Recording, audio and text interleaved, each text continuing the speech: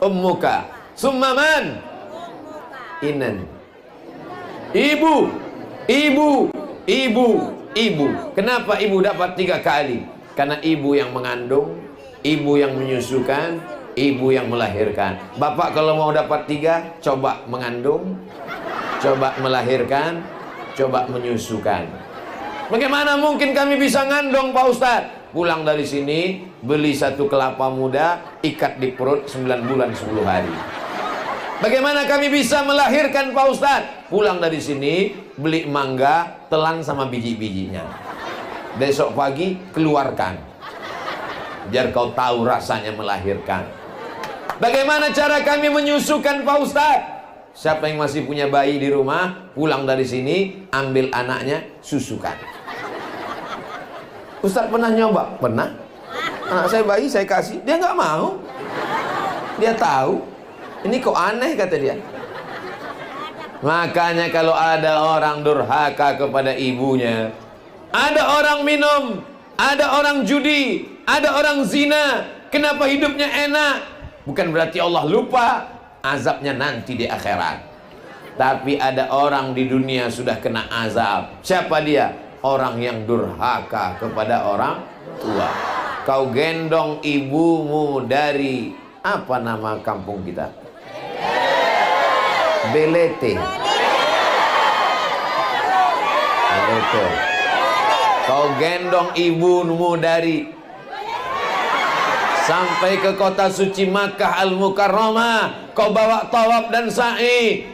Kau bawa ke Hajar Aswad. Setelah itu kau bawa ke Padang Arafah, lalu ke Musdalifah, melontar jumrah di Mina, haji pulang. Belum tentu dapat menembus sekali teriakannya saat melahirkan. Bukan senang melahirkan anak. Betul, Bu? Nanti kalau saya ceritakan gimana sakitnya, nggak ada yang percaya. Emang pernah aja Ustaz Somad. Melahirkan zaman dulu bukan seperti zaman sekarang. Zaman sekarang mudah. Begitu dikasih obat, makan, asyik lahir.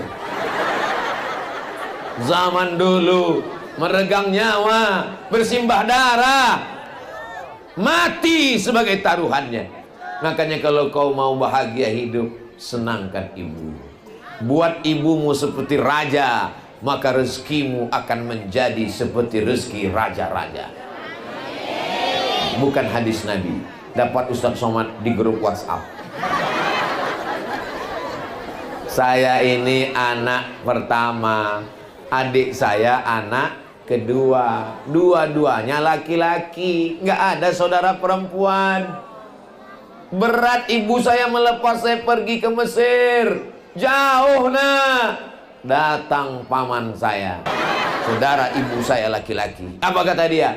Harimau mati meninggalkan belang, gajah mati meninggalkan gading, manusia mati meninggalkan nama. Nama baik atau nama buruk? Anakmu ini kalau kau lepas pergi, dia akan pulang meninggalkan nama baik. Tapi kalau kau tinggal bersamanya, dia jadi anak manja, dia akan meninggalkan nama tak baik. Dibukakan Allah pintu hati ibu saya. Saya pun pergi ke Mesir bersama Ustadz Dr. Zaki Abdillah dari Lombok, sahabat saya yang hari ini membawa saya kemari. 4 tahun, 4 Idul Fitri, 4 Idul Adha, gak pernah pulang kampung. Lupa saya wajah ibu saya. Belum bisa video call, belum ada handphone. 1998, tahun 2000 baru ada handphone, tapi belum bisa beli, duitnya mahal. Tahun 2000 pergi ke Makkah melaksanakan ibadah haji, melihat jamaah haji yang mirip ibu kita. Oh, mirip ibuku. Saya lihat lama, jamaah haji ngelihat. Apa lihat-lihat? Disangkanya saya copet. Saya pulang ke rumah, saya tanya ibu saya, ingat nggak dengan aku? Ingat. Rindu nggak dengan aku? Rindu. Aku ini anak kandung apa anak angkat? Kenapa tega mengirim aku jauh ke Mesir? Ku kirim kau jauh ke Mesir supaya kau jadi orang. Karena kalau kau di rumah bersama aku, nanti kau jadi hantu. Aku sayang dengan kamu, aku rindu nak. Bagaimana cara ibu menghilangkan kerinduan kepadaku? Apa kata dia? Ku cari anak-anak tetangga yang hitam mirip kamu. Kalau hari raya ku belikan baju, ku usap kepalanya, ku kasih uang, ku cium dia. Karena kau seperti anakku. Begitulah kerinduan seorang ibu. Putus tangkai jantungnya. Cita-cita saya tidak banyak. Pernah Ustaz Somad bercita-cita ingin menjadi ustaz, punya Instagram yang followernya hampir 7 juta itu. Pernah Ustaz Somad bercita-cita tablik akbar sampai ke Papua, sampai ke NTB. Tidak pernah terlintas di hati saya sedikit pun. Saya hanya ingin sekolah, sekolah, sekolah, supaya saya bisa membahagiakan ibu. Tapi apa yang terjadi? Setelah saya selesai sekolah, saya mau membahagiakan ibu saya. Ibu saya sudah meninggal dunia. Tak sempat saya berjumpa. Tapi saya yakin dan percaya, hari ini saya berada di tengah ibu-ibu. Saat melihat ibu-ibu yang tua, ingat saya ibu saya. Saya melihat anak-anak gadis yang masih muda, masih tetap saya ingat istri saya. Bapak Ibu yang dimuliakan Allah Subhanahu wa taala, mudah-mudahan anak-anak kita adalah anak-anak yang berbakti kepada orang tua. Ada seorang ibu pagi-pagi masak nasi goreng, kelontang, kelonteng, kelontang, kelonteng. Nasinya nggak matang-matang. Dia heran, ternyata kompor gasnya nggak ada api. Gasnya mana? Gasnya sudah dijual anaknya untuk beli narkoba.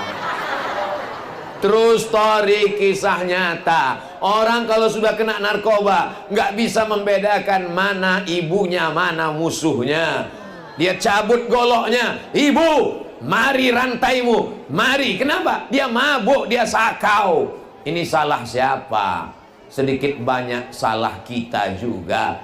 Karena anak ini seperti pohon bambu. Pohon bambu bisa dibuat melengkung, pohon bambu bisa dikepang. Tapi ketika bambu masih hijau, masih putih, ada balon yang meledak. Begitulah ibu-ibu di Belete.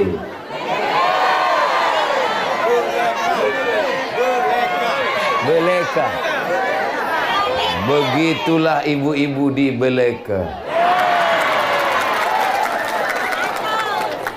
Bagaimana mereka? Anaknya masih kecil, kalau ditinggal di rumah nangis, mau dibawa ke pengajian nanti takut ganggu pengajian. Akhirnya ibu-ibu cerdas, dibelikan balon. Anaknya pun diam.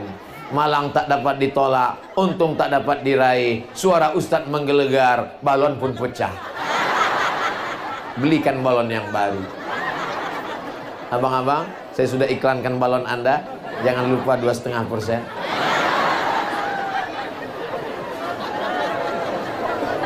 Saya tidak pernah mengejek ibu-ibu, tidak pernah menceramahi ibu-ibu. Kalau saya sedang berada di tengah ibu-ibu, saya merasa saya sedang ngobrol dengan ibu saya. Saya dulu kalau pulang ceramah, itu saya tanya, mak, gimana ceramahku tadi? Ceramah kau terlalu cepat, macam dikejar anjing. Ngomongnya marah-marah seperti orang ngamuk. Kalau saya pulang, saya dapat cincin, saya pasangkan ke tangannya. Pasang mak. Oh, cantik cincin kau ya. Bagus ya. Senang sekali dia. Senyumnya, kebahagiaannya adalah kebahagiaan kita. Ini adalah anak-anak yang berbakti kepada orang tua. Kami ini udah tua Pak Ustadz. Orang tua pun tetap punya ibu kan. Ada yang langsung turun dari planet Mars ke bumi? Nggak ada. Inilah kebahagiaan kita. Selamatkan anak kita dari narkoba. Amin. Ustaz Somad, tolong kasih saya doa. Doa apa, Bu? Doa rezeki saya tahu. Doa minta ilmu saya tahu. Dia minta doa yang aneh. Doa supaya anak saya berhenti pakai narkoba. Saya buka kitab hadis, belum pernah ketemu bunyi hadisnya. Allahumma inni a'udzubika min narkoba. Akhirnya saya buka handphone. Catat ya Bu ya. Ini doa supaya anaknya selamat dari narkoba. Penanya sudah disiapkan? Sudah? Nggak apa-apa, nggak dicatat pakai pena. Nanti ditonton rekamannya ada insya Allah. Siap? 1, 2, 3. Ini doanya. 0813 11442193. Sekali lagi 08, rekam 0813 11442193. Loh, itu doa apa? Nomor Badan Narkotika Nasional.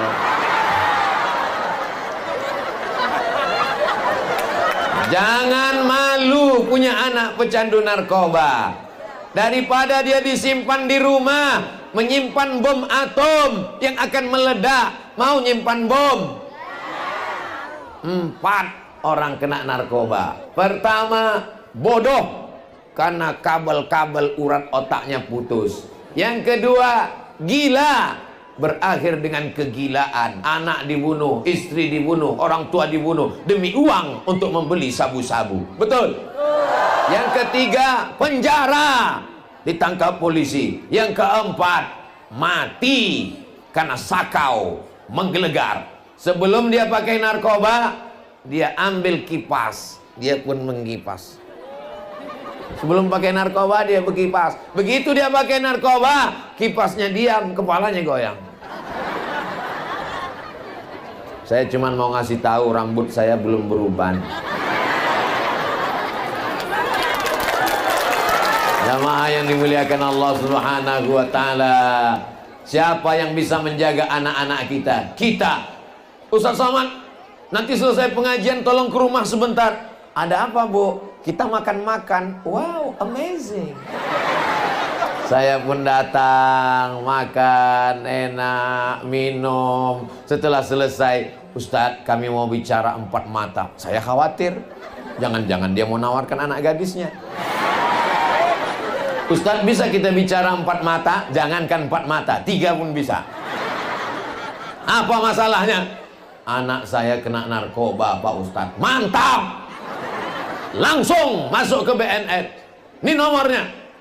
Saya nggak sampai hati, Pak Ustadz. Terserah, mau sampai hati, mau sampai jantung. Yang penting saya udah sampaikan, saya pulang. Rupanya diam-diam dia nelpon. Assalamualaikum BNN. Waalaikumsalam. Dapat nomor dari siapa? Dari Ustaz Somad. Oh iya Ibu, apa kabar? Bulan depan saya ketemu lagi. Gimana Bu? Alhamdulillah Pak Ustaz. Gimana? Anak saya sudah ditangkap. Sekarang saya nggak pusing lagi, nggak mikir anak saya mabuk di mana. Saya nggak bingung lagi anak saya sakau di mana. Dulu kalau tengah malam jam 2 saya pusing, takut dia ditabrak mobil, takut kumat, takut hilang. Kadang-kadang kamar saya kunci, takut saya terbunuh, tiba-tiba dia hilang kesadarannya. Sekarang saya betul-betul tenang Pak Ustadz. Gimana? Karena udah ditangkap. Terus kalau tetangga nanya anaknya di mana? Saya jawab sedang S2 di Bandung. Masya Allah. Lalu kemudian bulan depannya saya jumpa lagi. Gimana kabar anaknya Bu? Alhamdulillah sudah diwisuda. Ternyata sudah sembuh dalam sebulan. Rehabilitasi narkoba dan pulang. Pulang berikutnya bulannya saya datang. Gimana kabarnya? Alhamdulillah sudah nikah dan sekarang sudah dengan istrinya tenang. Tidak ada jalan lain kecuali kita menyelamatkannya. Jangan sampai ibu tidak mau tahu. Yang mengandung anak itu ibu atau bapak? Ibu. Ibu yang mengandung anak 9 bulan 10 hari. Betul? Betul. Di beleke? Iya, mengandungnya masih 9 bulan 10 hari. Masih? Alhamdulillah. Di tempat lain udah diskon 4 bulan. Anak adalah fotokopi ibu. Ibu ngandung 9 bulan 10 hari, menyusukannya 2 tahun, membesarkannya dengan tetes bulu keringat dan air mata. Bapak datang sekali-sekali aja. Jadi makanya doa ibu luar biasa. Ada seorang anak pecandu narkoba.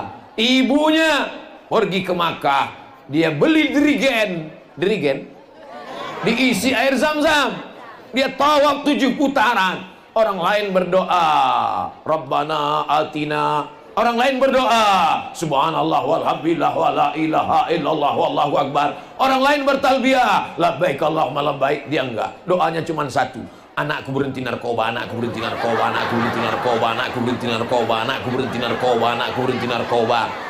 Habis itu dirigen itu dia pulang bawa ke rumah, dia panggil anaknya, anakku kau kesini, kau sudah ku kandung 9 bulan 10 hari, kau sudah kususukan 2 tahun. Ini air zam-zam 1 dirigen, sudah ku bawa tawaf 7 putaran, doaku nggak ada doa lain. Kau berhenti narkoba, kau berhenti narkoba. Sekarang kau minum, kumandikan. Alhamdulillah berhenti anaknya dari narkoba. Kisah nyata, true story. Ustadz baca di mana? Ustadz nonton di mana? Ustadz tahu dari mana? Anaknya cerita ke saya. Saya berhenti narkoba nih karena doa ibu, Pak Ustadz. Doa ibu luar biasa. Jangan main-main, jangan macam-macam. Ibu ini walaupun doanya salah tetap makbul. Betul? Makanya ibu kalau manggil anak marah, emosi, jangan panggil anak setan. Jadi setan betulan. Kalau mau manggil dia, calon DPD, calon tuan guru, calon Ustadz Somad. Jangan. Jadi Ustadz Somad ini berat, biar aku aja. Ada seorang laki-laki namanya Juraij. Siapa namanya?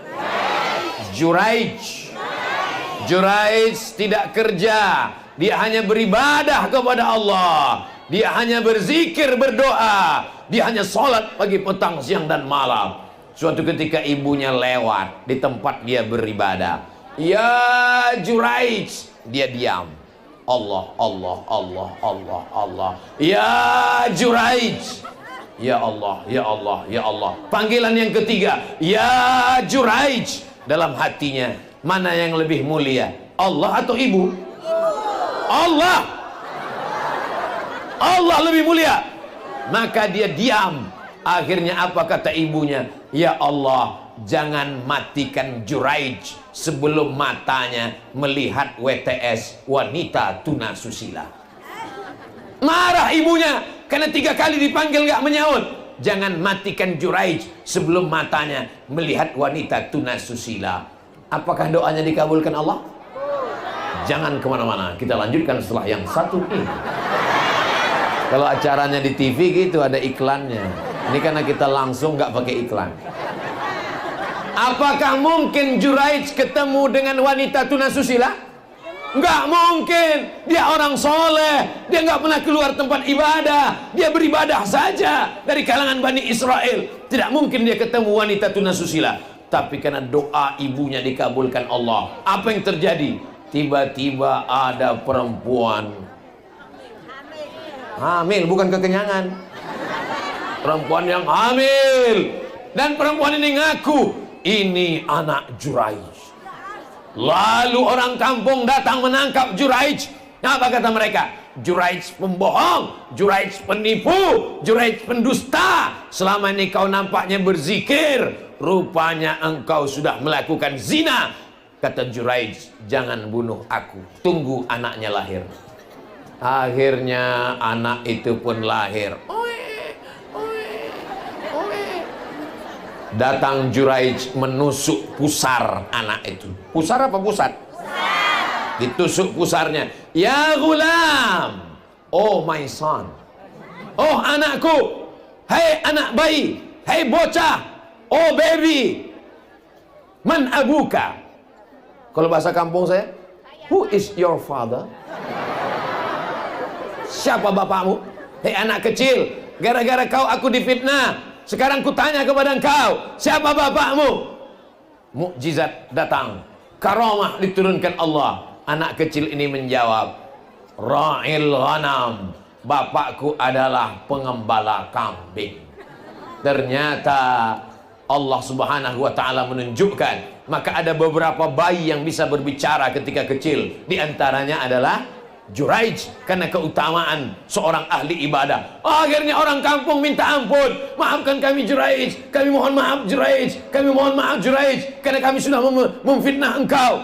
Mereka membangunkan tempat ibadah Juraij dari emas. Kata Juraij, jangan bangunkan tempat ibadahku dari emas, bangunkan dari tanah liat. Sesungguhnya ini hanya cara Allah ingin menunjukkan doanya bahwa mata Juraij pernah melihat wanita tuna susila. Pertanyaannya, pernahkah mata Juraij melihat wanita tuna susila? Pernah. Dia kan dipertemukan. Ini wanita tuna susila yang memfitnah. Akhirnya mata Juraij, kena siapa dia bertemu?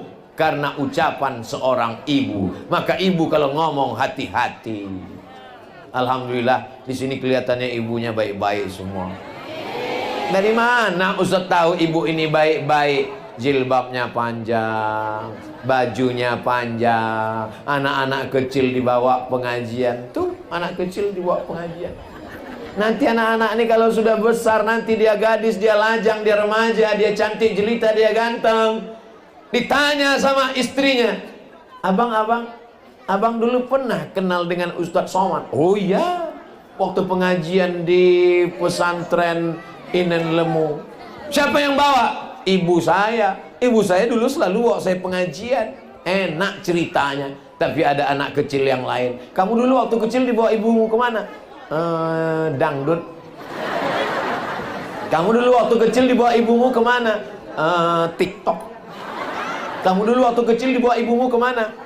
Mohon maaf, sekali-kali ada sana katanya. Oh, Masya Allah. Saya sudah ngomong tadi jam 2 kurang 15, sekarang sudah jam 2 lewat 15. Berarti memang sudah 30 menit ke sana. Sekarang waktunya pindah 30 menit ke sana. Mohon maaf ya Bu. Itulah makanya banyak laki-laki yang takut beristri dua. Karena memang mesti adil.